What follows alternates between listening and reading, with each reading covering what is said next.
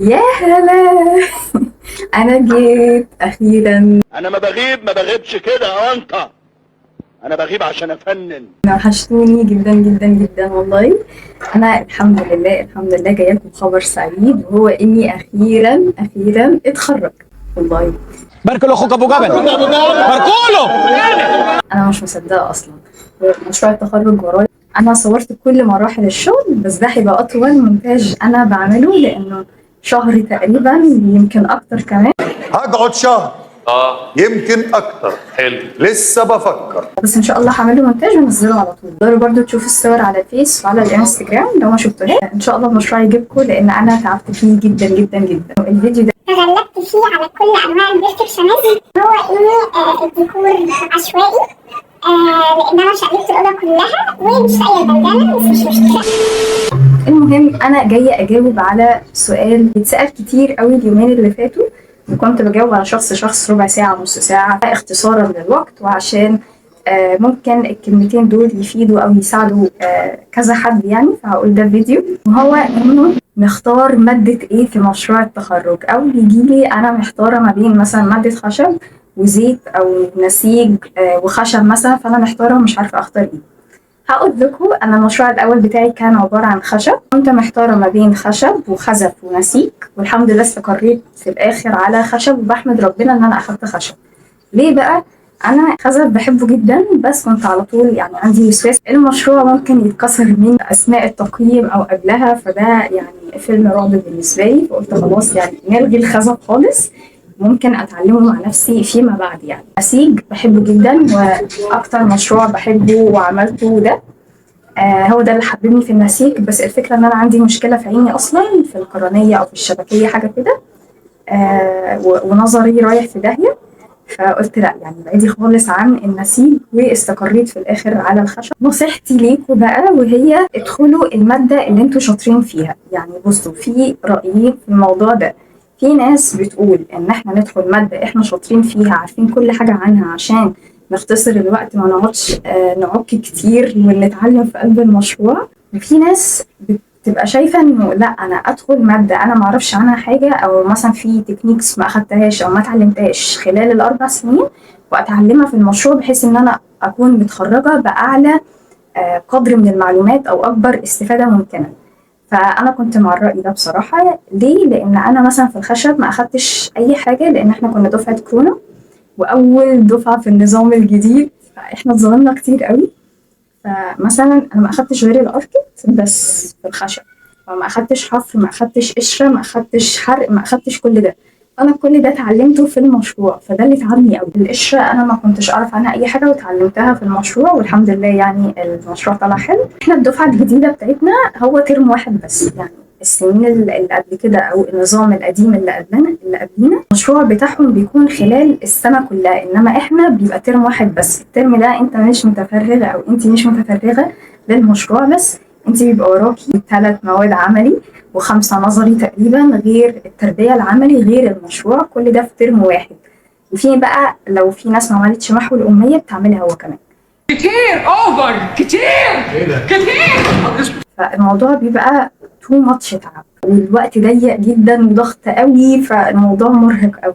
في ناس بتبقى شايفه ان انا ادخل ماده انا عارفاها، اعرف اعمل فيها اي مشروع واتخرج، وفي ناس تانية لا. فادخلوا ماده اهم حاجه انتوا تبقوا شطورين فيها. يعني مثلا لو حد مش شاطر في النحت او في الخزف ما يجازفش، لانه هيبان قوي. يعني بيبان الشغل اللي هو الكويس من الشغل اللي هو بيبقى معكوك ومش متعوب فيه. فبلاش تعملوا كده، بلاش تجازفوا في مشروع التخرج. مثلا لو حد محتار ما بين زيت ومادة تانية، الزيت برضو بيبان قوي اللوح اللي هي معكوكة، اللي هو مش فاهم تشريح، مش فاهم مثلا بيروح يطبع التصميم بره ويلون فوقيه، بيبقى باين قوي، بيبقى شكله مش حلو. فبلاش تعملوا كده، واختاروا اهم حاجه برضو دكتور انتوا تكونوا مرتاحين ليه. يعني دي اهم حاجه. يعني في بنوته نصحتني كانت اتخرجت، لو بتشوف الفيديو ده فشكرا جدا ليكي، اسمع منا. كانت بتقولي اهم حاجه يكون في ما بينك وما بين الدكتور اللي انا هختار الماده معاه كيمياء.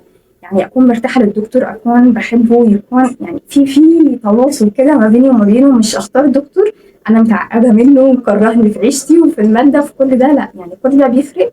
لان احنا يعني هنقعد نتكلم كتير، هنقعد نفكر مع بعض كتير، فبلاش نعمل كده. فنختار دكتور احنا مرتاحين له بنحبه عشان الموضوع يكون سهل. وحته المتابعه، يعني المتابعه دي مهمه قوي، ان احنا نتابع مع الدكتور بتاعنا. ليه؟ لان كل ده بيفرق بعد كده في الدرجات. يعني ما يجيش حد طول الترم شغال شغله بره عند نجار او حد ساعده فيه او كده، وبعد كده يجي على الجاهز ويبقى فاكر انه هياخد ال 100 درجه كلهم. فلا، يعني حرام اصلا. الشخص اللي اجتهد وتعب هيبقى بيتساوى بالشخص التاني ده. يعني انا ضميري ما يسمحليش بحاجه كده، وكل واحد وضميره، يعني كل واحد وضميره. انا مش هبقى مبسوطه لو اخدت 100 درجه مش من حقي. الله اكبر عليك! ايه الحلاوه دي؟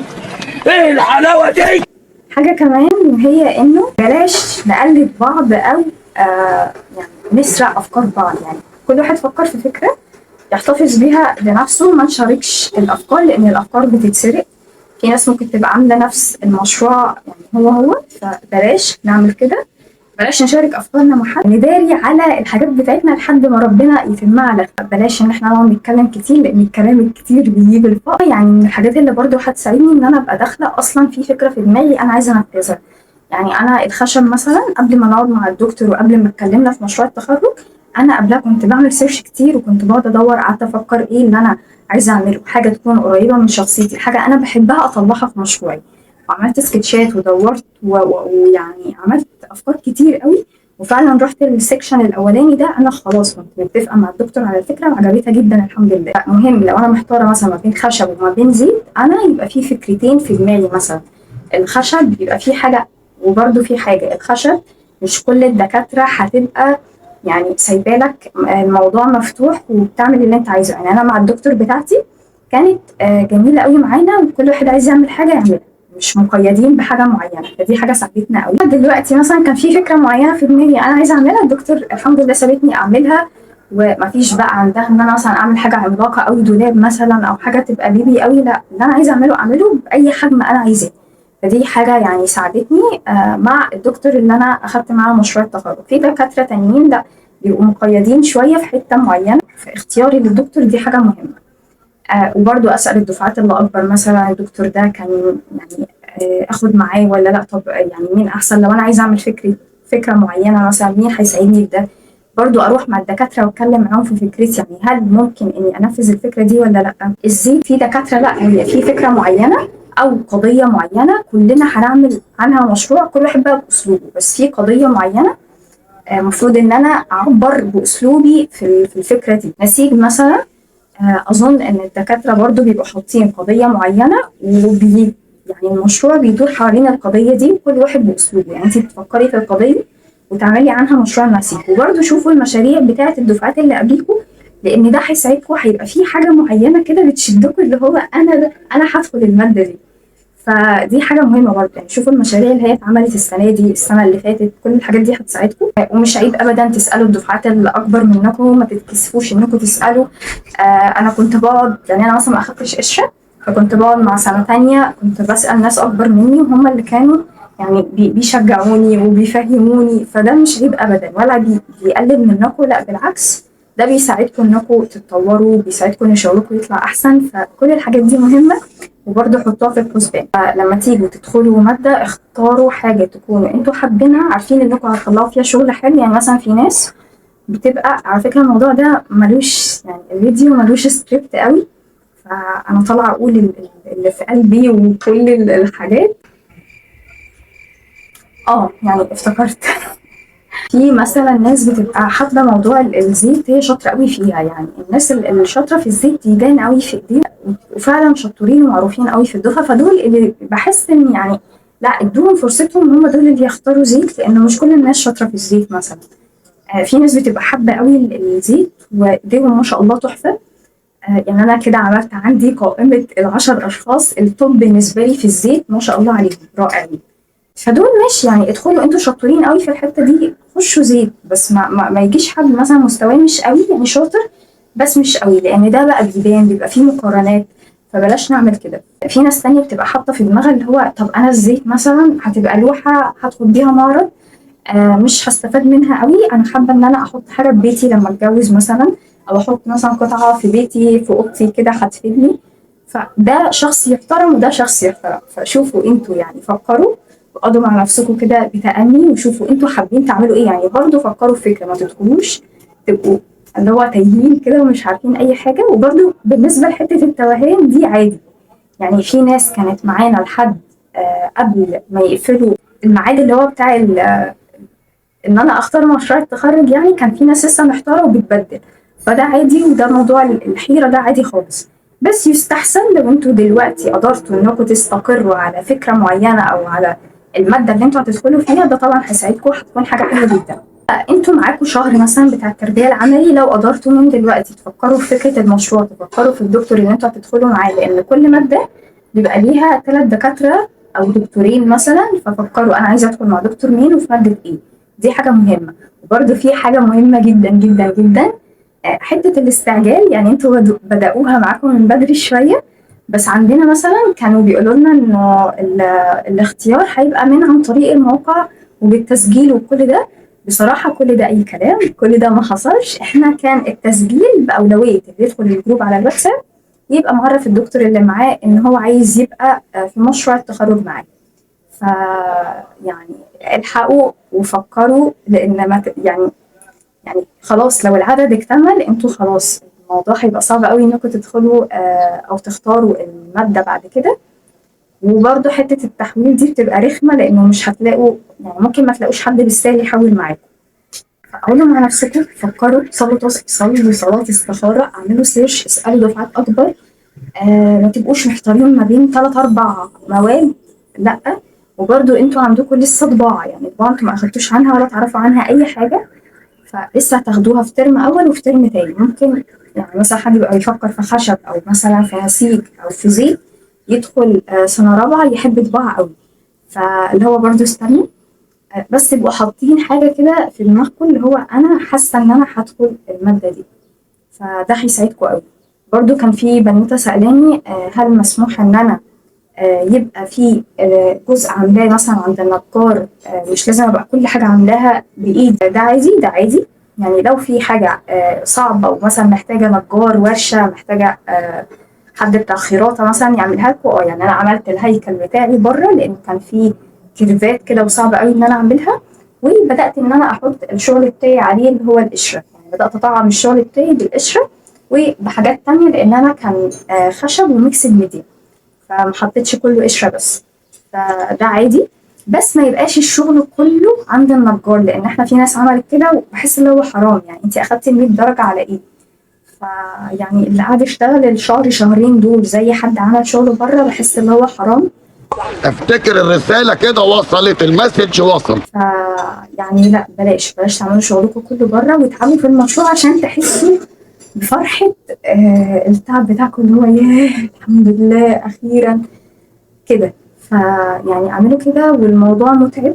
يعني الخشب مش سهل خالص خالص خالص. انا ما كنتش بنام بجد والله، وتعبت جدا جدا فيه، بس الحمد لله لقيت نتيجة تعبي، والنتيجة بتاعتي كانت مرضية وعجبتني وعجبت الدكتور وعجبت ناس كتير، فالحمد لله. وبس كده، أتمنى إن أنا أكون كنت ملمة بكل الحاجات اللي اتسألت عنها. أتمنى إن أنا أكون جاوبت على بعض الحاجات اللي انتوا شكرا يا عمرو. انا عايزه اجيب ازاز مانع للبسيط بجد، لان الموضوع مزعج بطريقه فظيعه. اتمنى ان انا اكون ساعدتكم في موضوع الحيره، لان انا كنت زيكم من قريب جدا، كنت محتاره جدا ما بين مادتين 3، وكنت بقعد اسال برضو دفعات اكبر مني، كنت يعني محتاره. فانا حاسه بيكم، اتمنى ان انا اكون افدتكم ولو في حاجه بسيطه تساعدكم انكم تختاروا المشروع بتاعكم. وبس كده، يعني اتمنى انكم تطلعوا مشاريع تحفه، لان انتوا فعلا دفعه شطوره جدا، يعني اشطر مننا كمان والله. فان شاء الله هتطلعوا مشاريع حلوه، وخليكم واثقين في ده. وبرده في حاجه مهمه اخيره هقولها، حته ان انا خلاص اخترت فكره انا مقتنعه بيها. يعني لو في فكره مجنونه او انا حباها ومقتنعه بيها، خليكم واثقين من نفسكم. ما تروحوش للدكتور تبقوا قاعدين اللي هو انتوا محتارين ومش عارفه انا اعمل ايه، وتعيطوا للدكتور مثلا. يعني خليكم واثقين من نفسكم ومن فكرتكم، وخليكم متمسكين بيها، لان ده بيوصل للدكتور. لان طول ما الدكتور شايفكم انكم محتارين ومحتاسين، ده هيصعب الدنيا عليكم، هيقعد يقول لكم عدلوا هنا وعملوا هنا. فبلاش تعملوا كده. يعني لو حد واثق من فكرته وعارف ان الفكره هتطلع حلوه والدكتور مثلا مش متخيلها، كمل في اللي انت فيه وان شاء الله هتطلع حاجه حلوه. يعني خليكم واثقين من نفسكم وانكم ان شاء الله هتطلعوا شغل رائع.